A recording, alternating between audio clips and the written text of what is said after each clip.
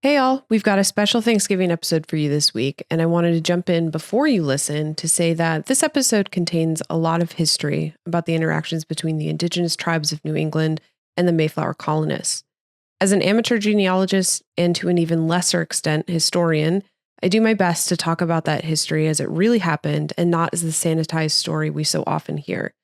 But as always, with my episodes, if an Indigenous historian or person's information about that history contradicts my own, we here at Low Ancestry will always advise that you listen to that person over us. Their story is too often clumsily told by others. With that, we hope you enjoy the holiday week however you choose to spend it, and enjoy the show.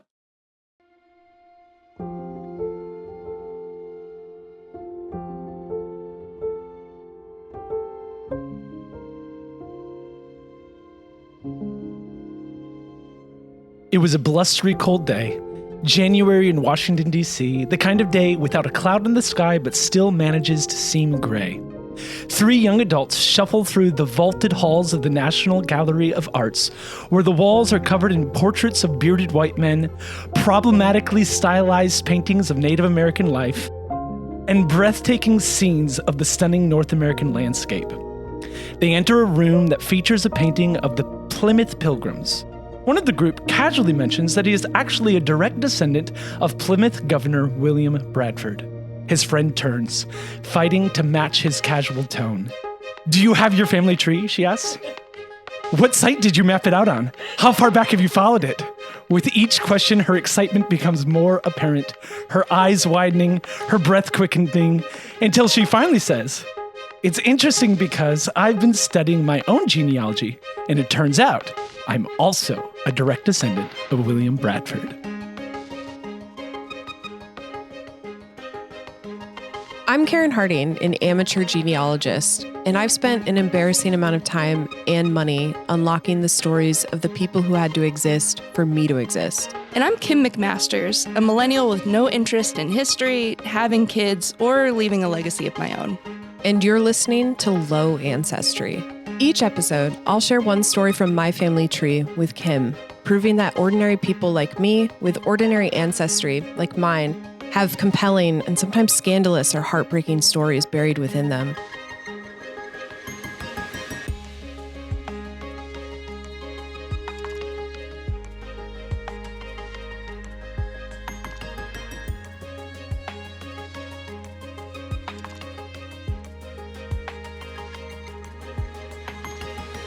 Welcome, Kim, and welcome to our good friend and special guest, Micah Pick. Woo! Hey. Micah, please introduce yourself. I'm Micah. I am a musician and composer in Central Virginia, and I'm excited to talk about our weird mutual ancestor. Yeah, exactly. And also, Micah is not just like a random person I know. Benjamin, our sound engineer, our composer, has been good friends with Micah for 15 years. Yeah. 15. Yeah. It's a long time. Aww. But now I'm cousins with Micah, so I'm closer. Oh, take that, Ben. I will not be telling just one story from my family tree. I'm telling, 12 cousins 4 times removed. William Bradford is also known as the so-called father of American history. Okay. Because which means he would be your favorite person because of how much you love history. But he wrote the book of Plymouth Plantation, which is generally acknowledged as the first American history textbook of its time. Before we dive in, Micah, do you want to share briefly how you learned that you were related to William Bradford? Oh, yeah. So it was the summer of 2020, and I have an uncle who shares your fascination with genealogy. Yeah. And he had been mapping out his family tree. So he emailed out to the family the one line that showed that we were direct descendants of William Bradford. And it was really interesting because it was summer of 2020. And I remember I had visited Richmond to come, and we had been in the streets marching that summer. And we were kind of nationally dealing with these issues of racial disparities and really thinking these things through. And I was like, oh, here's William Bradford. And then I started to read about the guy, and I'm sure you'll dive into it, but it was one of those very like eye-opening moments where I was like, I have to really think about my ancestry and my heritage. Yeah, we don't come from nothing here in the United States, and we're going to learn about what we specifically came from. Are you guys ready to be so embarrassed? I mean, we've talked about worse, I think. Oh, yeah, that's a good point. In Okay. my tree. Fair. Right. Maybe this is Micah's first time getting embarrassed, but not Yeah. mine. But Micah and I are not the only ones who share ancestry with William Bradford. Would you like to know some famous people who also share this ancestry? Yeah. So these are also our cousins. Yeah. Whoa, yeah. First, Clint Eastwood. What? The Baldwin brothers. All of them. Yeah, it goes up, it goes down. I mean, it was, yeah. Yeah, it goes down, it goes down, it goes downer. Julia Child, that one's nice. Hey, that's lovely. On Thanksgiving, nonetheless. On Thanksgiving, nonetheless. Hugh Hefner on Thanksgiving. Whoa. These are heavy hitters. This is Thanksgiving dinner. Yeah, what a And the last one is Noah Webster, father of the American Dictionary. Oh, Yeah. that's my favorite one. Yeah. So we get your guy and him and his fathers of the books. Book fathers. Isn't he the father of American history? Is that what you said? Yeah, you got book fathers. Book fathers. Book daddy. Book daddy. Book Talk is going to eat this out. I know. I don't love to do stories about famous figures because it's called low ancestry, not high ancestry, which will be Kim's show. But this is interesting because low ancestry versus high ancestry does not directly equate to fame. No, it doesn't. I think what I'm thinking of is like William Bradford is the sort of historical person that I didn't have to get a lot of my info from ancestry.com. I was getting it from history books and like the thousands of websites that people have detailed stuff about him. And also talking about the Mayflower and Plymouth and the Pilgrims is sort of the like creme de la creme of American genealogy. It's a very rich vein of discourse. So I think we'll get a lot out of today, but it actually is not, it's not my favorite thing to talk about is like being related to like famous historical moments. That being said, here we go. William Bradford was born in the year 1590 to William and Alice Bradford. 1590. 1590. Crazy, right? Yeah. He's one of the older branches that I can go back to. Wow. He was born in a place called Austerfield, which is a farming village in Yorkshire, England. They were a wealthy family, but William gets off to a rough start because his pops dies when he's 1 year old. His mom, his older sister, and himself go to live with their grandfather, who also dies a few years later. And by the time William is 7, his mother also dies. William and his sister go to live with an uncle, Robert Bradford, and this arrangement actually sticks because Robert doesn't immediately die. William is not like other boys. Oh, no. And by that, I mean he's sickly. Oh, no. I guess it runs in the family. Oh, God. So he has to stay inside a lot and not work like other boys his age. Secret garden disease. Yeah. Yes, Yeah. probably. This is the beginning of William as the scholar because he's inside a lot. He reads a lot of books. Particularly, there is one book that he really loves. Can you guys guess what book it is? Oh, I was going to say the Bible. It is the Bible. I was going to say that too, but it felt wrong coming out of my mouth. It had to come out of Micah's mouth. Yeah. It's the Bible. So by the age of 12, he decides he wants to go to his first sermon led by the Reverend Richard Clifton, a separatist preacher. I'm sure that wasn't his first sermon, but I think that was his first separatist sermon. This brings us to the year 1603. Would you guys like to hear what else is going on in the world in 1603? Tokugawa Ieyasu becomes the shogun of Japan, starting the 265-year-long Edo period of Japan, which was known for its peace, economic growth, and isolationist foreign policies. And that might sound familiar because Netflix's recent breakout hit, The Blue-Eyed Samurai, is actually set in the year 1603. So think about that. Japan was up to a lot of stuff in this year. Kabuki dance is originated in Kyoto by a female entertainer, Izumi no Ukuni. The earliest of the 8 companies that eventually merged to found Kikkoman's soy sauce, that starts in 1603. Get out. Isn't that cool? That's so cool. The world's oldest scientific academy is founded in Rome. Samuel de Champlain makes his first of many trips to New France, aka Canada. The Ottoman Empire Sultan has his son assassinated. Oh, Oops. fascinating. Transylvania is a political nightmare. That's all I wrote. Well, vampires and such. They make it a political nightmare, you Yeah. think? Yeah. Uh-huh. A woman named Tanakin Skonix is killed while under torture for being a witch in Belgium. And she is the most renowned witch case in Belgium. And lastly, and most notable for our situation today, Queen Elizabeth I dies and King James I is crowned as the King of England. That's important Yeah. because King James marks the beginning of what the separatists believe is their persecution era, when Henry VIII founded the Church of England because he wanted divorce. The separatists believe that this was only the first step in England's reformation from Catholicism to God's favorite, Protestantism. Henry VIII's version of Protestantism retained a bit too many Catholic characteristics for the separatists' liking. Over the next century or so, England and Europe continue their bloody religious wars over Protestantism, Catholicism, and England does a ping pong between the two until Queen Elizabeth keeps them squarely Protestant. King James, when he comes into power, is also Protestant, but he happens to be the son of, do you know? Is it Bloody Mary? Not Bloody Mary, Mary Queen of Scots, but you did get Mary right. Different, but both Catholic. Yeah. I didn't realize that was, I thought Bloody Mary was like a drink. No. No. I thought Bloody Mary was more like Mary and Joseph. Oh, no.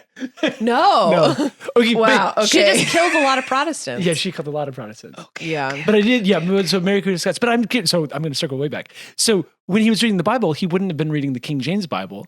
No. So he would have been reading the William Tinsdale Bible, which William Tinsdale was actually persecuted by the Anglican Church for translating the Bible into English. So if he Yeah. was reading the Bible in English, he would have already been reading from a separatist That's outlook. really interesting. I don't know. I haven't found specifically if they said that. He but was either reading it in Latin or he was reading it in he English. was from a wealthy family. So Okay. it is possible he would be conversing Yeah. in Latin as well. Yeah. But I mean, somebody gave him the idea to go to a separatist church at 12. Yeah. And Yeah. I'm sure it was all around him. Yeah. But yeah, Mary Queen of Scots, she's famously Catholic. King James is Protestant, but the son of a famous Catholic. So he becomes something more of a conformist monarch, and he wants everyone to get along or else. Yeah. Yep. It's kind of the policy. Sure. So that's a problem for the separatists because conformity is not purity.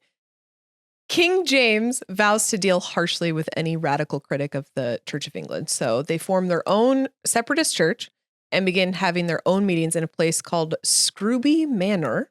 Which, What? Yeah, Scrooby Manor. Scooby Dooby Doo. Scrooby Dooby Manor. That's crazy. It's a Can real you spell place. it? No, it's exactly what you think, plus an R. Yeah. Oh my The God. double O's and everything. Wow. Yeah, Scrooby Manor.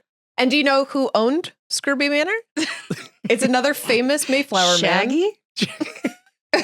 Yeah. Another man in the famous mask. Mayflower man? Is that what you said? Yeah, it's another famous Mayflower man. I don't know those. It's William Brewster. Brewster. Yeah. Brewster and Bradford.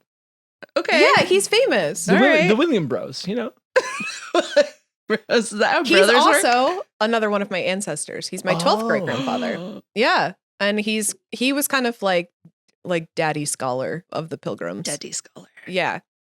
Bradford and Brewster become close during this time. Bradford borrowed books from him and they had long talks about what a truly reformed Church of England would look like. It was very romantic. Eventually, around 1607, the meetings at Scrooby Manor catch the attention of the local Archbishop of York, and many of the congregation are arrested or fined. So the separatists say, bet, and the Scrooby congregation decide to pip off to Holland, where there is freedom of religion.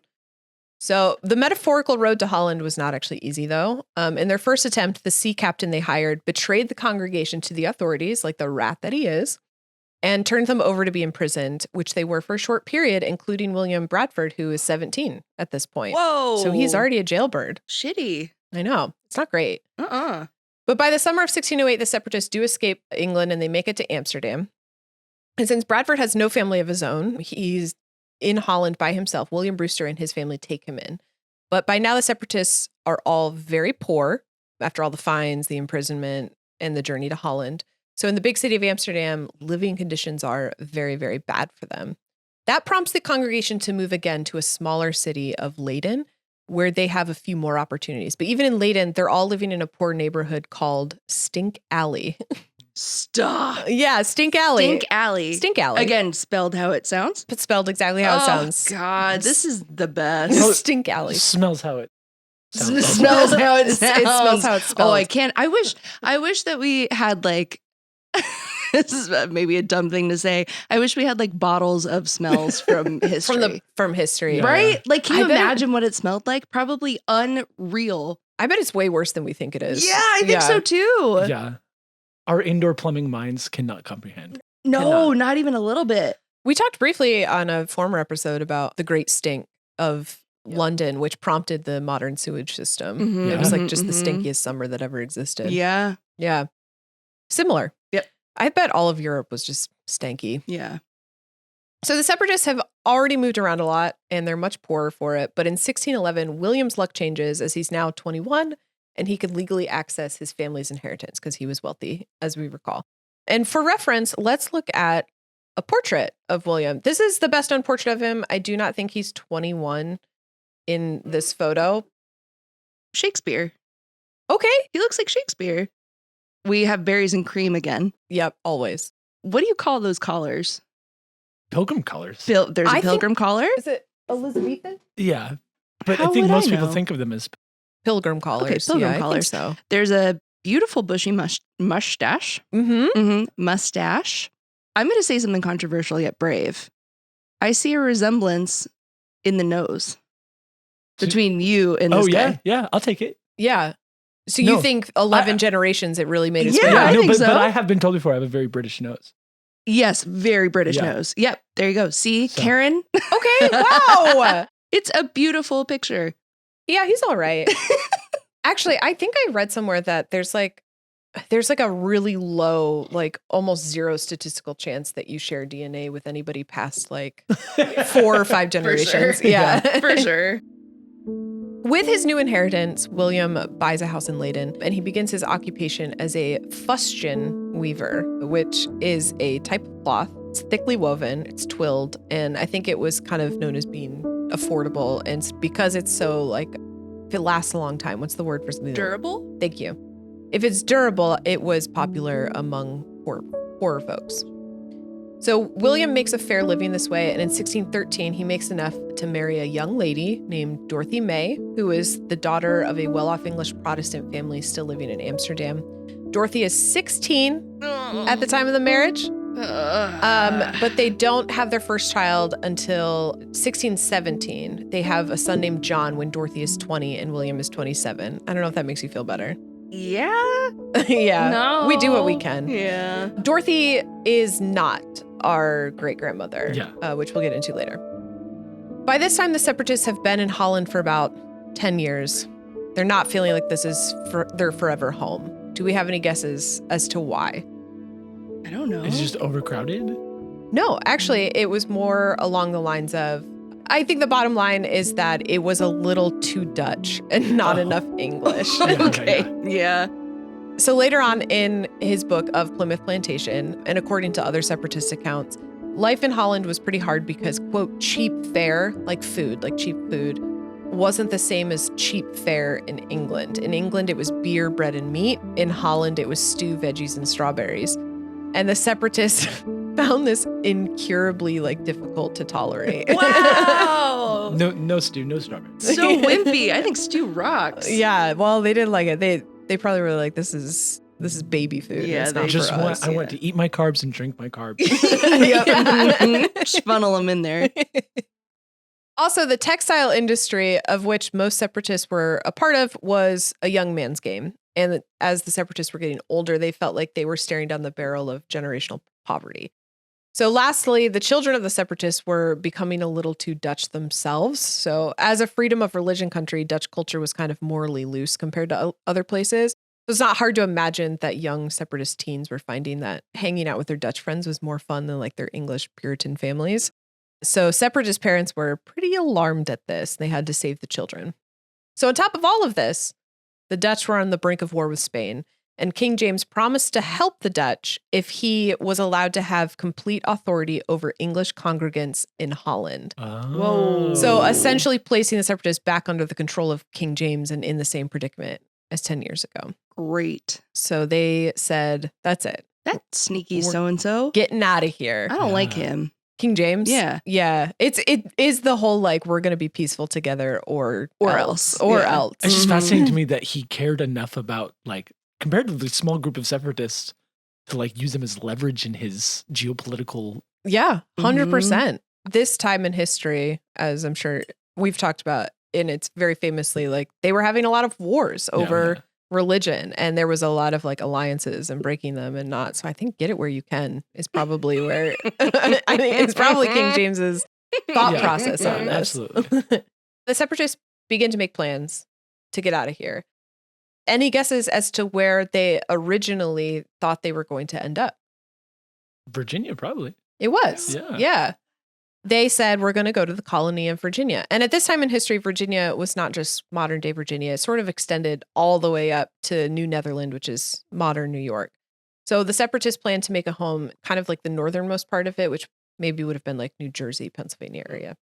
In order to prep for this journey and gather more separatists, a lot of the Holland separatists actually moved back to London, including William Bradford and his wife Dorothy in 1619. But they left their son John back in Amsterdam with Dorothy's parents because they believed that he was too frail to make the journey to America, which again, this is a frail this is a frail family. Frail boys. Yeah. Frail boys, which honestly, like, very delicate. that resonates with me. You feel like a frail boy? Well, I've got asthma. Yeah, but your bones are fine. I don't know. I play kickball and it hurts every time. That's just age. Yeah. I blame Bradford. Yeah, I think that's fair. I'd say that's reasonable. Thank you. In London, the Bradfords went to live in a neighborhood called Aldgate. That is where a lot of the separatists are living. And on the tax list for 1619, you can actually see a lot of the Mayflower names hanging out in that neighborhood: Tilly, Sampson, Hopkins, etc. So in genealogy, that would be like, oh my God, it's a who's who of all of those guys. The separatists, as we mentioned, did not have a lot of money, so it took a while to make arrangements for a ship. But by July 1620, two of the separatist leaders, Robert Cushman and John Carver, make the arrangements. And you may or may not know this, but there were actually two ships that were supposed to take the separatists to the New World: the Speedwell and the Mayflower. The Speedwell was smaller, and it was in Holland, and it was going to leave Holland with the separatists left over there in July, then meet up with the Mayflower off the coast of England, and then the two of them would scoot across the ocean together. So the Speedwell takes off with about 50 passengers from Holland, and it immediately starts to take on water. Oh, no. So when it reaches the coast of England, where it meets up with the Mayflower, the two ships have to hang out for a little bit while the Speedwell gets repairs. But it's finally repaired, and they take off together in August, but Speedwell takes on water again. And they stop at a different place in England to get it fixed. I think they literally were like on the southern... it's like really quick that it like takes on water. I think they were on the southern coast, and then they're like, go to the western coast and get it fixed. Well, then they go out again, and they make it 300 nautical miles when the Speedwell takes on water again. Uh-oh. Yeah, the third time. Yeah. So they go back to England to a port called Plymouth, England. And this time they say, screw the Speedwell, and all the separatists board the Mayflower, making it a very crowded ship, which is a problem. So now think about that stink. Ugh, can't even. Ship stink? That's Ship stink. bad stink. That's a bad stink. That's probably worse than Stink Alley. It probably is, at least under the ship. At least when you go on the top of the ship, you Yeah. have ocean water. Yeah, salty though. So what's wrong with the Speedwell? Stinky. It was Once again. It was so filled with stink that it made holes in the that it in the rotted bottom. through the wood. Yeah. Yeah. Wrong. Shipheads in our audience might be interested to know that the hypothesis was overmasting, which, put another way, means that the Speedwell got refitted for a new mast back in Holland. The mast was too big. And with a mast that big, it was putting stress on the boards. So, like, I don't know, if you have something really heavy and it's like slowly like bending the wood, I would say, that it's sitting on, which makes holes. But Bradford, our dude, had a conspiracy theory that he later puts in of Plymouth Plantation. Oh, fascinating. He thinks that the ship's captain was afraid of death and starvation in the New World, and he thinks he purposefully made holes in the speedwell so that he didn't have to go. Possibly a wise man. Yeah, I mean, honestly, Yeah, that's a really we'll good find point. out later that like it's not wrong. He's pretty right, and he doesn't have any like bones in the game because he's not a separatist. Yeah. So with that, the speedwell fades into the annals of history as nothing more than a footnote, and the Mayflower becomes the breakout success of the American origin story. So, so I mean, the captain was probably right. He probably lived, but I mean, his ship could have been really famous. In September 1620, the separatists finally get their journey started for real with a total of 102 passengers and 30 to 40 crew members. But they actually aren't all separatists. Some of the passengers were recruited for their vocational skills to help found the colony for the Puritans in America. However, the trip sucked. The Mayflower was supposed to have journeyed through August and September, but now they're a month off. So they're starting to get some pretty windy seasonal storms. And the Mayflower wasn't a perfect vessel either. The caulking between the boards of the boat would get worn down by the storms, and it also started taking on water. But the ship was much further out at this time, so there was no turning back. The wet, drafty ship was pretty bad for the passengers too, many of them taking ill from the journey, and 2 people actually died, 1 passenger and 1 crew member. But the group does make it to America, and they spot the coast in November of 1620. But as we know, they did not make it to the colony of Virginia. Because of the winds, they actually went much further north, and in November, the Mayflower spots the coast of what we now know as Cape Cod. And the windy storms do continue, but the Mayflower decides that they want to continue following the coast south to get to Virginia. So they try to go south in November, but unfortunately they're accosted by winter storms again. And they waste 2 more weeks, and they end up back in Massachusetts in a place now known as Provincetown Harbor. But it's early December now. The Mayflower folks are low on supplies, and it's nearing full-on winter. So the Mayflower is like, we just have to find a spot. That's all we can do. But before they do, on the boat, they all get together. They have a very fancy piece of paper that they all want to sign. Do we know the name of this fancy piece of paper? It's the charter. Right? Yes, there's a very specific name for it, though. Can we remember? The Mayflower Charter, or? You're so close. The Mayflower Compact. Oh, Compact. Yeah. Oh, sure, yeah. But it's the governing document of the new colony, and it's all like very important. I think it's like a precursor to what our modern day constitution looks like. 41 men sign it, including Bradford. They've got their little document now, but they're still on a boat, which I think is a little funny that they haven't even landed. And they're like, they signed their little fancy document and they're like, guys, we did it. We did it. Okay. We're still on the boat. Mission accomplished. We did it, guys. No, they have to start doing exploration. So there's like a group of about 30 men formed to do location scouting. Bradford is one of them. And at this point, Bradford is 30 years old. He hasn't had a leadership role with the Separatists before this. So being one of the exploration party is actually kind of a big deal for him. Unfortunately, on the very first expedition, William gets his foot caught in a deer trap made by the local people, and he's hauled nearly like fully upside down in front of all of his friends. Slapstick. And he didn't break in half? Frail boy is getting stronger. Yeah. Getting stronger. You think he's like... Yeah, he's lifting on the Mayflower. Yeah, maybe. Yeah. It's possible. I think that's just so funny to think about how It's he's so like, I'm embarrassing. doing it. I signed the paper and I'm with all my friends and I'm really important. And then It's a Looney Tune. Exactly. Anyway, I just think that's fun. But the exploration party does make 3 full expeditions before they decide on what is now Plymouth, Massachusetts, and Plymouth Harbor. Plymouth was chosen because of a prominent hill where a defensive fort could be built, and there was a lot of fresh water nearby. It was so good, in fact, that it had already been a location for humans to live in. An indigenous village of the Patuxent people was already there, and they already had land cleared for crops. There was like a whole setup. The problem was that the Patuxent people were not there. They had already all died before the Pilgrims got there. Oh. The Ooh. Patuxent people had recently been taken out by a plague between the years of 1616 and 1619, which may have been the result of contact with visiting English fishermen or like the French to the north. more than May, I think. Yes. The thing is, because we don't have like firsthand historical like knowledge of it, we don't know for sure. But you're right. There's like not really a better explanation for it.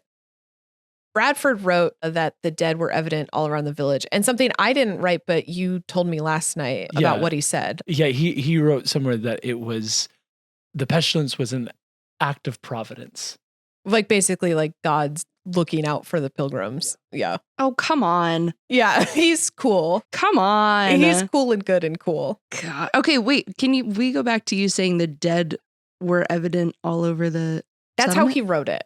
Yeah, because the idea was that the plague was happening so fast that they like were just like dying and they couldn't bury each other. Oh, okay, that's what I was wondering. Yeah. Golly.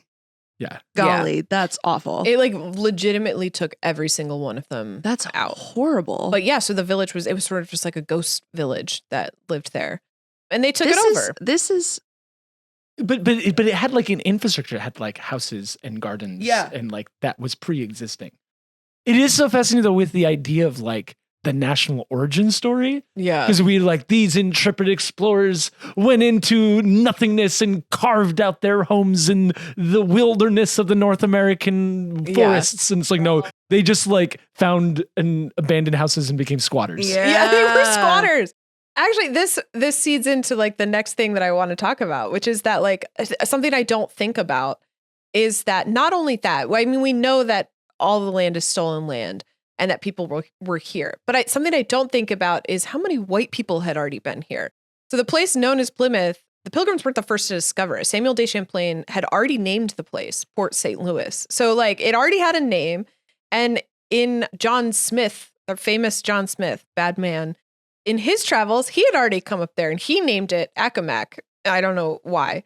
And in fact, John Smith had already changed the name from what he named it to New Plymouth in 1616 because Prince Charles was like, you should name this New Plymouth. And John Smith was like, okay, I'll name it New Plymouth. So by the time the Pilgrims get there and call it Plymouth, that's not even their idea either. Oh boy. So I think funny. I never like have thought about that because yes, the American origin story is like, yes, these intrepid explorers, they did it first and they were so brave. And it was like, yes, but no. It's all so unoriginal. Yeah. Yes. There's a history book called 1619, and the author has accounts of English trading ships and fishing ships that would go along the coast of the United States. And in the early 1600s, they would say at night, the coastline was lit up by fires of the villages. And by 1690, it was dark because the plague had worked through all these villages. That's and so like grim. so many native tribes were completely wiped out. Oh, that's so grim. Yeah. And I think that's such an important thing to talk about of that, like, this was the narrative that we like landed in a place that was sparsely populated, that it had no like infrastructure is just a lie. It's a lie and it's misinformation.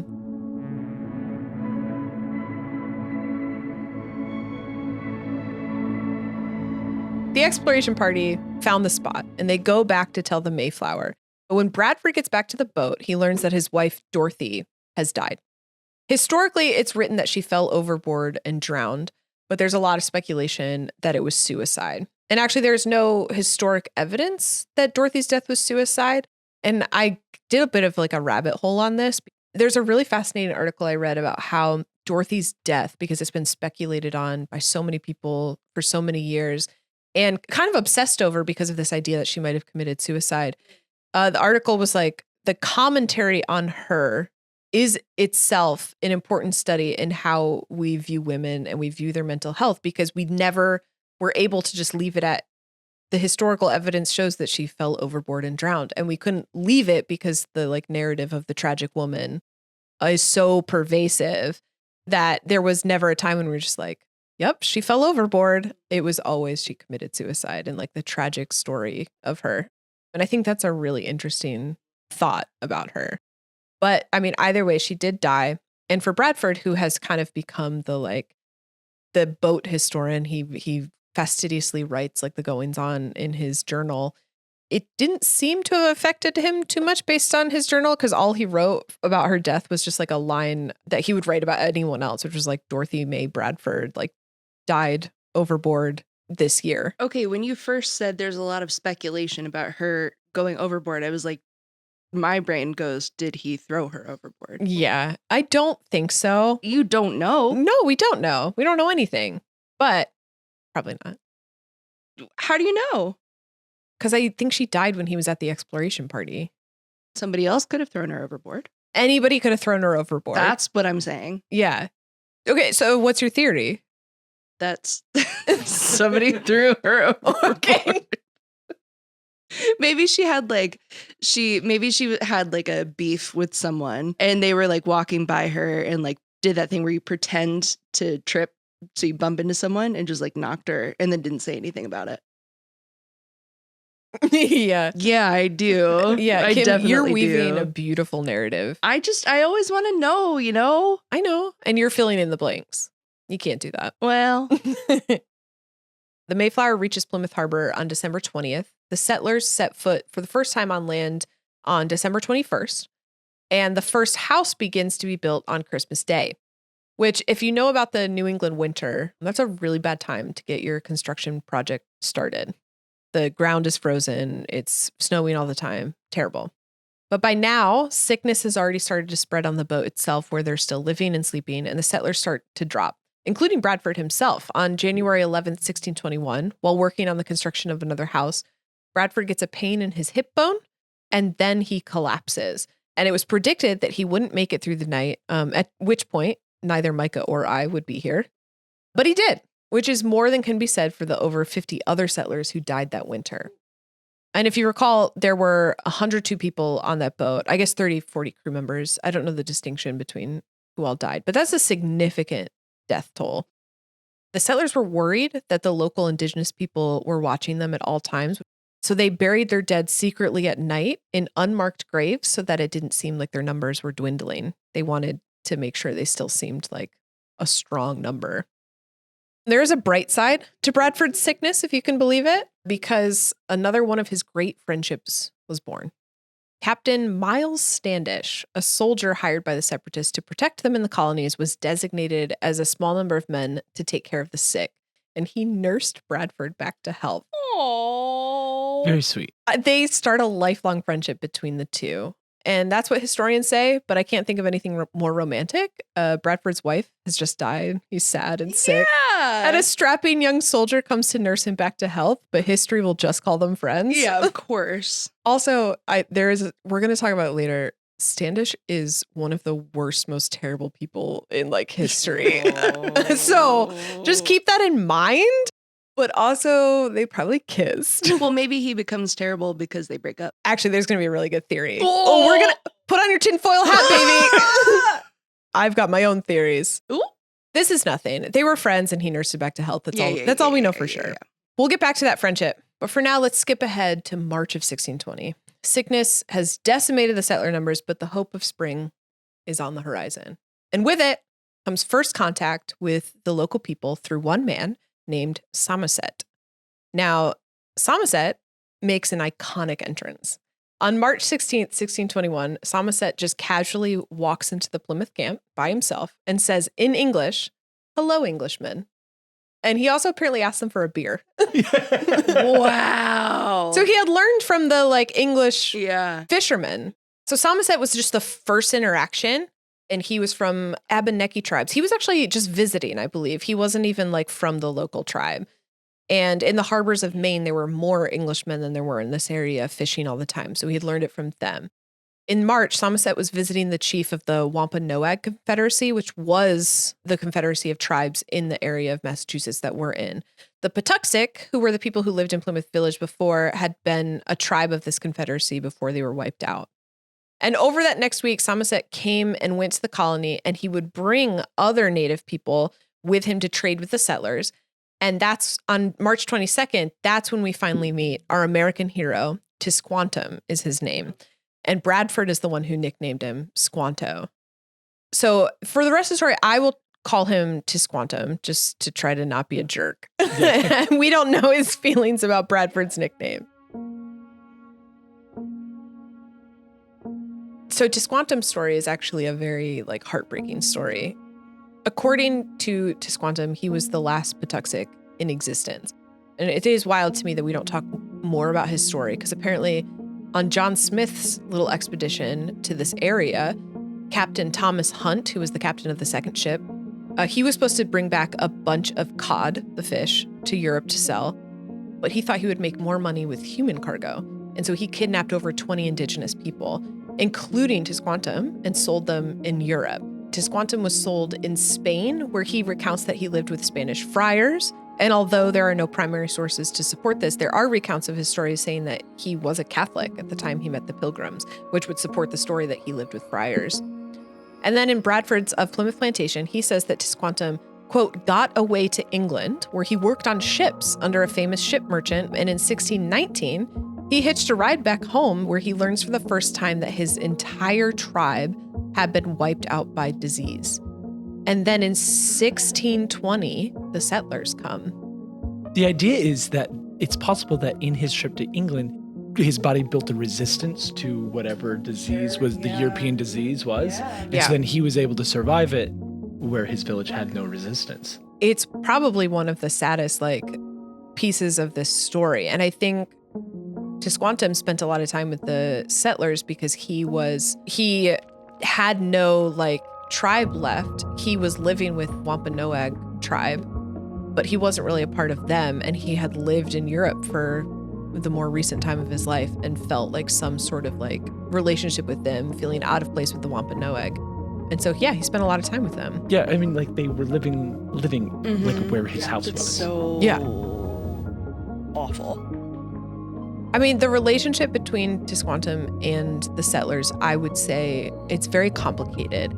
The Pilgrims really lucked out with him because the local chief of the Wampanoag tribe, his name was Massasoit, he was kind of in a rock and a hard place with what he wanted to do about the newcomers. The Wampanoag were in a war with another tribe, and Massasoit was considering an alliance with the settlers.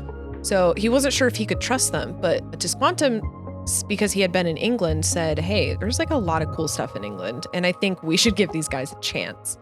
And with the help of Miles Standish, the soldier, they convinced Massasoit to do a treaty. So Tisquantum was pivotal of that. The first governor of Plymouth, John Carver, he signed that treaty with Massasoit, and that treaty was honored throughout Massasoit's entire lifetime. And in the coming days, Bradford and Tisquantum get really close.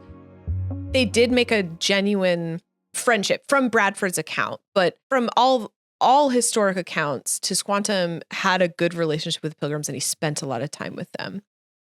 But like we've learned in elementary school, this spring and summer is the spring and summer that Tisquantum did actually teach the settlers how to live. That is true. Yeah. And it's crazy though, because those were the gardens that his family would have planted, would have been there. And he walks in, he's like, you guys aren't taking care of our gardens. This is how you do it.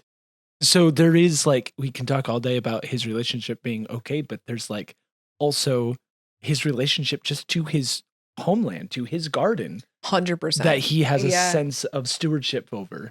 Yeah, to care for that more than being angry. Yeah. I think is an impressive feat. Yeah, or seeing it as a way to have a small slice of what once was, maybe. Yeah. I mean, if my family plants a garden and they all die out and I have a chance to help people continue that legacy, I probably would take it. Mm-hmm. Actually, from all accounts, he was technically a prisoner of the Wampanoag tribe. He was visiting them, but he was sort of technically a prisoner. It was all very loose. So I think this would have been spending time with the Pilgrims as their diplomat, probably way more preferable. Yeah. So he teaches them how to plant corn and other crops there. He teaches them how to catch the local eels, and he taught them the importance of fur trading, which they hadn't done before. So Bradford specifically calls Tisquantum, quote, a special instrument sent of God for their good beyond their expectation. So he does speak very highly of Tisquantum. And actually, we talked a little bit again last night, I think, about how you were mentioning that William Bradford, at the beginning of his writings, before they left, had a very racist rhetoric about the people that they'll meet when they finally make it to the New World. But then slowly over time becomes less, what's the word I'm looking for? Incendiary. I sort of think that Tisquantum was a big part of this. For Tisquantum, we don't actually know his true feelings. Historians speculate that the loneliness of his entire people being wiped out may have attached him to the Pilgrims. And like you said, also they were living literally like where his family lived. But he did also hold a lot of power in his role. So this was not actually a bad situation for him to be in, given the circumstances. Tisquantum is the sole translator for the Pilgrims. Like some of the natives, like Somerset, learned some English, but not the way that like Tisquantum did. And he, as the sole translator, he was the go-between between the Wampanoag and any other tribe. So like that is power because the tribes don't know for sure what he's saying to the Pilgrims. The Pilgrims don't know for sure what he's saying. It's a huge role and it requires a lot of trust. So in April 1621, this becomes a very important month for William Bradford. John Carver, first governor of Plymouth, dies while working in the field on a hot day, it says. Which April? Hot day in New England? I guess so. Climate change. Yeah. I mean, yeah. Sure. Yeah. I mean, the conditions were bad. Yeah. But the settlers immediately elect Bradford, and he had already positioned himself pretty well for this day, I think. He was good friends with Captain Miles Standish. He was good friends with Tisquantum. I think they were like, oh, I guess he should just be the governor. So he relies on Standish for strategic military advice, and his relationship with Tisquantum is crucial for his relationship with the Wampanoag. And over the course of the summer and fall, Bradford, Standish, and Tisquantum do kind of a marathon diplomacy tour of the like other tribes in the area.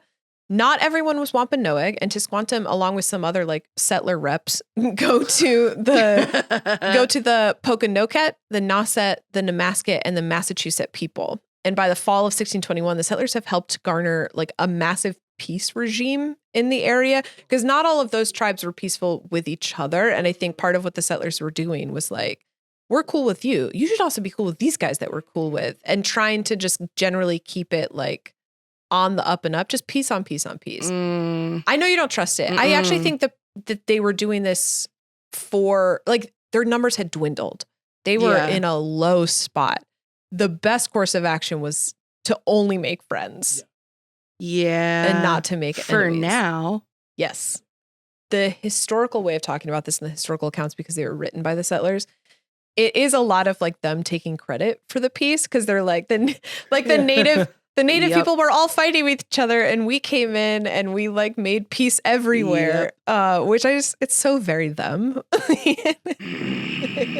Once again, something I don't like. I know. Something I don't like. I know. Not a fan.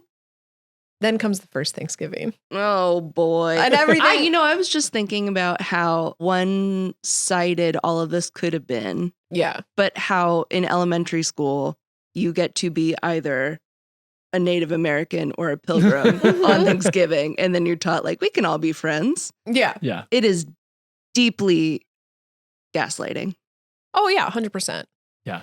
I think what's interesting though is that the first Thanksgiving was actually like a good day, or like a good weekend of like harvest where they did eat together. There was a treaty between them and all of the native tribes. So if you just take one single snapshot of that moment, and then you just like rub it all over the rest of history to make sure everybody knows we're good and friends. 100%. That's what's happening.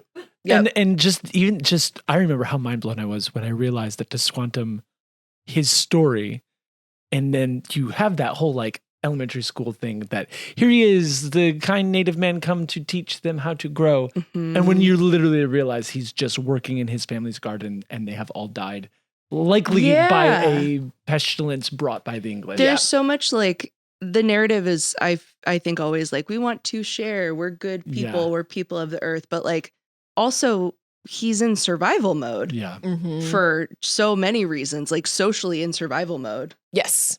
And that is traumatizing. Yeah. No, he's just a man like running on trauma. Just doing the best he can. An ex-slave. Yeah. Yeah, he was enslaved for a while. Yeah.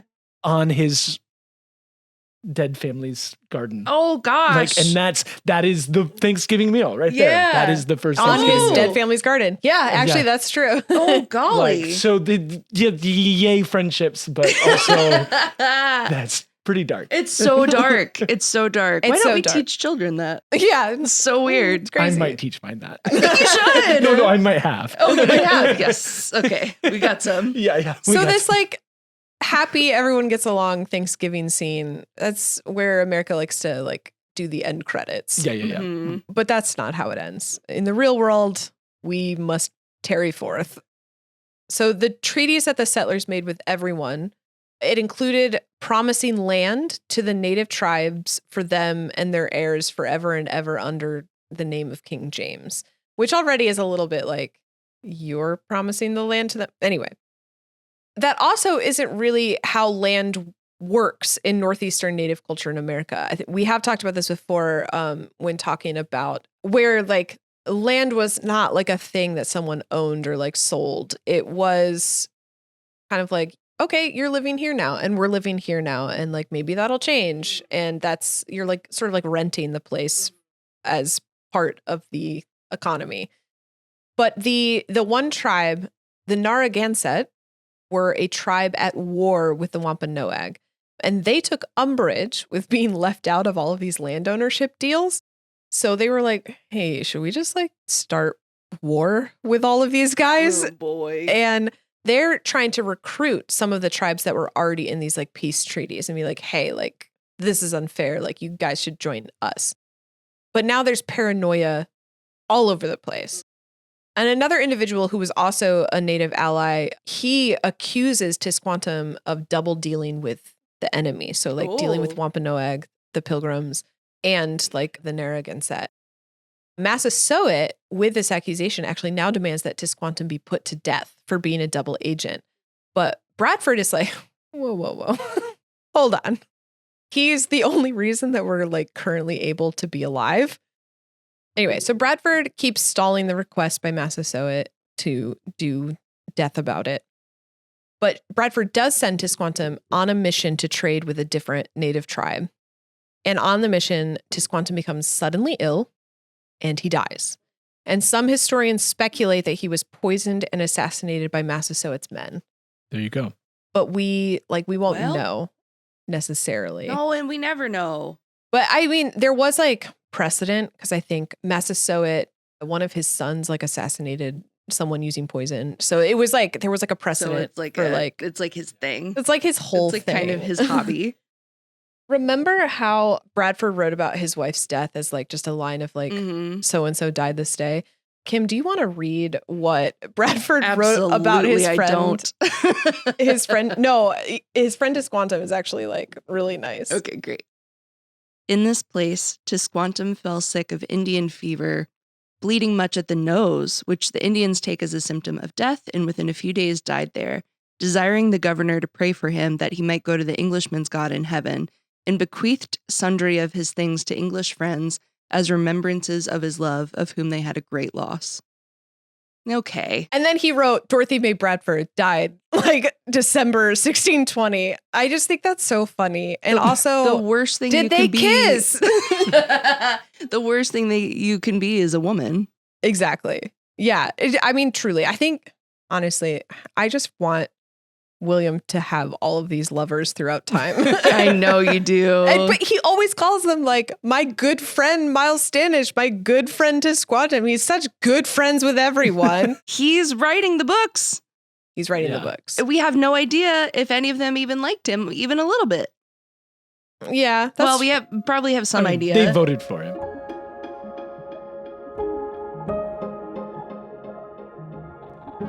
It is hard on all the settlers without Tisquantum helping them, but now more ships have come in with more settlers, and Plymouth is really coming into its own, and other settlements in the area are even getting built out.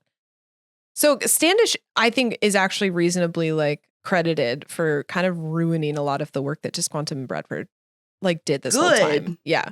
Jerk. So in the same year as Standish's cold-blooded murder, Bradford gets married again. So like Shakespeare, we either end with death or a wedding. Yep. And we got both this time. Mm-hmm. And he gets married to Alice Carpenter, who is my 11th great-grandmother and probably also your 11th great-grandmother. And they had 3 children together, including our 10th great-grandfather, William Bradford. Again, we don't have time to get into it, but the younger William Bradford ends up being a terrible person too, who commits atrocities. Aww. Aw, papa. And the cycle just keeps going. And it just keeps going. So King Philip's War, years later, this war was the first like major war between settlers and the native tribes around. Like the peace treaties have been desecrated by this point.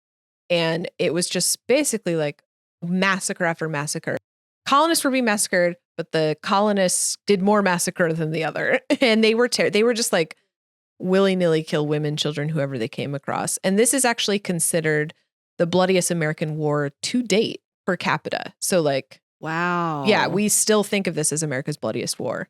On American soil? On American soil. Per capita. We're talking, you remember, there's hundreds of settlers. Yeah. Okay, yeah. But percentage-wise, huge. Yeah. Oof. For William Bradford Sr., I guess he's not senior, he's the second. He's William Bradford the second. He serves as the second governor of Plymouth for about 30 years on and off. And he records everything that happens between the years 1621 to 1646. And he writes his famed manuscript of Plymouth Plantation. And the singular manuscript that he wrote was held by the Bradford family for years until the American Revolution, when it was stolen by the British. Oh. Well, okay. It was in a location, it was in a house that the British took over for a while. And then when the British left, the manuscript was not there. That's how it's phrased. Where could it have gone? It grew legs and walked away. But then in 1855, oh, wow, it reappeared in the library of the Bishop of London. Oh, yeah, okay. How did it get there? I don't know. Golly. We'll never know. It's a mystery. It's so weird that British people would steal things from other places and then put them in their museums. Yeah, I don't know. That's kind of crazy. A weird thing to do just once. They probably thought that these Americans couldn't take care of it properly. Yeah, sure. Yeah. Yep. Mm-hmm. Anyway, they just want to give extra care to the things they take from people. Yeah. I really love that for them. Well, eventually they came to their senses, and only with something like this, never with anything else in their museums. No. But in 1897, they return it to Massachusetts. And in Massachusetts, it gets put into mass publication as we know it. So William actually never published it himself. He dies in 1657 at the age of 67, and he's buried in a place called Burial Hill, where those first Mayflower settlers were buried all those years ago in that first winter. And that is the story of our shared ancestor, Micah. Any resonance? Yeah, it's fascinating because, the whole concept, like you talked about at the top, of low ancestry being like, let's talk about the ordinary people, let's not talk about the big people. And then, here we are going to talk about the guy who maybe we could claim some sort of high ancestry. And specifically, like, I think if you go farther back, like, there are lords, like there's actual like English royalty in this line. And so he is literally the opposite of low ancestry. But then you read his life and it's, and it's this mix of good and bad and very human. And you read his writings, specifically, just all those writings about his interactions with the natives and the way that he looked down on them and condescended to them. And outside of the interesting friendship with Swansong, it's like, what was his position on their basic humanity? Maybe there is no high ancestry. So you do get my podcast. Yeah. You get it. Mm-hmm. And maybe there is no low, like it's just like humans being human. High ancestry, low morals? Yeah, maybe. Well, I think like the point is like the origin of low ancestry was like just a guy trying his best. Yeah. And people were like, low ancestry. Yeah. Like it's all made up and nothing is real and people absolutely. are just people. 100%. That's the premise of this whole thing. Yeah. Hey, Micah gets it. Yeah, I try. Do you want to take over? Yeah, actually, do you? Yeah, do you want to? Because I'm over it. Karyn's sick of me. I'm not sick of you, Kim, because I want to know what your resonance is. My resonance is I don't trust William Bradford. Yeah. Well, I do. I mean, no, I don't. Okay. I don't. And also, this is, I think, going back to what we talked about earlier about how everyone thinks of these like intrepid heroes, like, going and forging a new path, like from a blank slate or whatever. Anybody could have done it, Anybody could have started writing about it. Yeah. It's like, you're not chosen. You're not like special. You're just a guy who did a thing first. Yeah. But and not even. That doesn't make you a god. 100%. Yeah. And just, that, and that whole American mythology, like the idea, and I think about, so I was just thinking, the author of The Last Mohicans, he has this passage in one of his books, I think it's the book The Deerslayer, where it opens and it says, back in the time when America was covered in a continuous forest from the Atlantic coast to the Mississippi River, crossed only by small deer paths. And that's how we think of pre-European America. And then you like read about this, it's like, oh no, there were these villages all along the coast, like these deep society. There was this deeply engaged society and most of the early colonial infrastructure was built on pre-existing roads. And they just like widened the roads for horses and carts. But like all those roads were pre-existing. Like, and this is so random, but I think about this every time I drive down Interstate 81, because Interstate 81, it has been shown to follow a migration and trade route that has existed for thousands and thousands of years. Wow. Through the valley that goes from Georgia to New York. Wow. And so it's this pre-existing infrastructure and world that we as Americans have no concept of. Don't even think about, because we did it first, but we didn't. And I also wanted to say that we talk about like the American mythology of pilgrims. And I think if I say, oh, the pilgrims, we all have this like high standard thing, but the pilgrims were Puritans. And if we say, oh, the Puritans, then suddenly we're all thinking the Crucible and like Salem witch trials. And we don't have a positive connotation for Puritanism.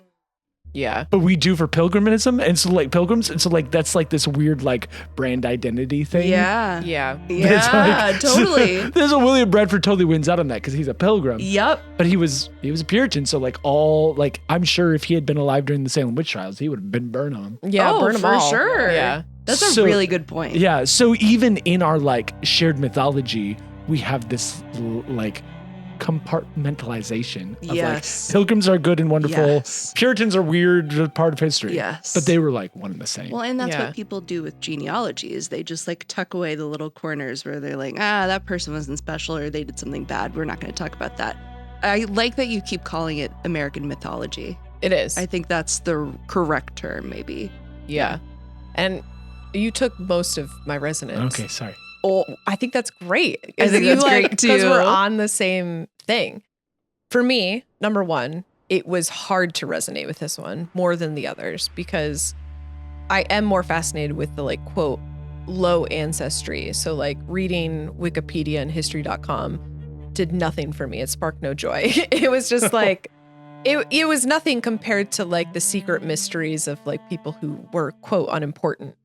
There's also like a tradition or like a legacy in the genealogy community, as we've talked about, or like a fascination with the Mayflower passengers that has never resonated with me in this community. There's sort of like a primary goal with every American genealogist to find your way to trace it back to this pivotal moment. And if you can trace it back to this pivotal moment and trace it back to William Bradford of all people, like you are the most American person that ever Americaned ever. I am. And you are, and we are. Well, this is kind of interesting, though. Do you feel like, is there any part of you that also doesn't resonate because it is like a story that belongs to so many other people? This is a good point, because the next thing I have to say is an estimated 35 million people can trace their ancestry back to the Mayflower. So, like, how special are we really talking here? Yeah. Karyn just wants to be a hipster. She's just like, I just want to be different. I'm not like other girls. But I think William Bradford's too mainstream. Yeah. But I think like with a story like this where you have so much context already, you know, even though it's probably wrong when we're talking about what we learned in school, like you're not coming upon this as like, oh, I just found out about this person who I feel a personal connection to. It's just he belongs to everyone. Yeah, he's part of the mythology. So I feel like it's harder to be like, that's a real person that I... Yeah, yes. Absolutely. Right? And the grandizing of our ancestors, especially these types of ancestors, is the antithesis of this entire podcast. So idolizing them as folk heroes, larger than life, like mythological figures. In my opinion, it takes away from the humanness that I find so good about genealogy that you talked about. It's like they're just humans being goofy, and with all of the bad, the good, and like even the neutral choices, like they're very complicated figures. And William Bradford is known as the father of American history. He's a pioneer of this our great nation, yada, yada, yada. But in a way, he was kind of just a journal girly who once dangled upside down in front of his friends. Yeah. And like that resonates with me more than anything else. It's kind of like the daddy of Tumblr. Yeah. He was live journaling. Yeah, he was a live journaler. He was live journaling. Yep, exactly. And I think like that resonates with me because like the Wikipedia articles, the history.com, the Mayflower Society, which we can join now if you want. All of those things, the way that they talk about it is in these like, you are now a part of this like rare air, welcome. And I'm a little bit like, yeah, he was a Tumblr girly. Like he was live journaling. He was incredibly frail and he just did a lot of writing. Yeah. Like same. He couldn't go outside. Yeah. He was just curled up in his bed with his book. Yeah. Which may have been an illegal copy of the English Bible. Yeah. I know, you're really stuck on that bit, aren't you? I like that. Yeah. Okay, well, we did it, I think. All right. Yeah, we did it. Thanks, Micah, for being here. Yeah, this is great. And Micah, would you like to plug anything for the listeners? So it's actually interesting. I wrote, so I am a musician and composer, and I actually wrote a piece called What We're Given and What We Give. And it's a piece for solo cello and electronics. And it's a 4-movement piece where I was trying to contemplate my ancestry and my legacy. And the second movement is called Plymouth. Oh my gosh. You can look up Micah Pick on any streaming. The piece is on YouTube if you just look Micah Pick, What We Give, What We're Given. And also, our composer for Low Ancestry and I just put out a whole album of music. That's right. And it's incredibly good. Yep. You can listen to it all. Benjamin Malk and Micah Pick. So look them up on Spotify, YouTube, and all the things, and wave to him. Well, Micah, thank you. Such a joy. This is great. It's great. Okay, right. bye. Low Ancestry is written and produced by Karyn Harding and co-hosted by me, Kim McMasters, with original music and audio engineering by Benjamin Malk. Original cover art was designed by Christina Swanson of Swansong Creative. Resources pertaining to today's episode and a link to the official bibliography can be found in our show notes or at our website, lowancestry.com.